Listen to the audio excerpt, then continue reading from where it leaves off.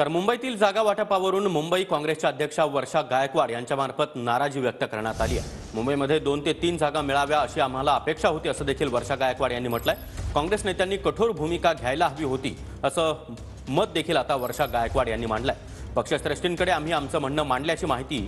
स्वतः वर्षा गायकवाड यांनी दिली आहे। मुंबईच्या बाबतीत चर्चा करत असताना कुठे ना कुठे जी आम्हाला अपेक्षा होती, जी संघटन म्हणून आम्हाला अपेक्षा होती, कारण शेवटी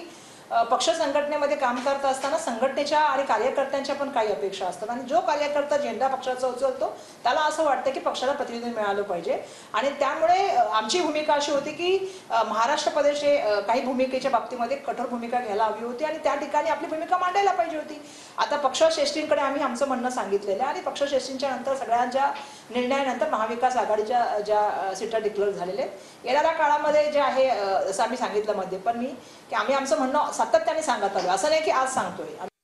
काँग्रेसची पक्ष संघटना ही काँग्रेसच्या पक्षश्रेष्ठींनी सांगितलेल्या निर्णयाला जे आहे ते एकनिष्ठेने जे आहे ते त्याचं पालन करते आणि म्हणून मला ही अपेक्षा होती की आम्हाला कमीत कमी त्या ठिकाणी 3 सीटा मिळाव्या किंवा 2 सीटा मिळाव्या, त्याच्यामध्ये आम्ही जे आहोत ते बरोबरीमध्ये आहोत आणि माझी ती अपेक्षा होती। म्हणून साहजिकच आम्ही आमच्या पक्षाला सांगितलेले, आमच्या पक्षाने भूमिका घेतली। एकदा पक्षाने भूमिका घेतल्यानंतर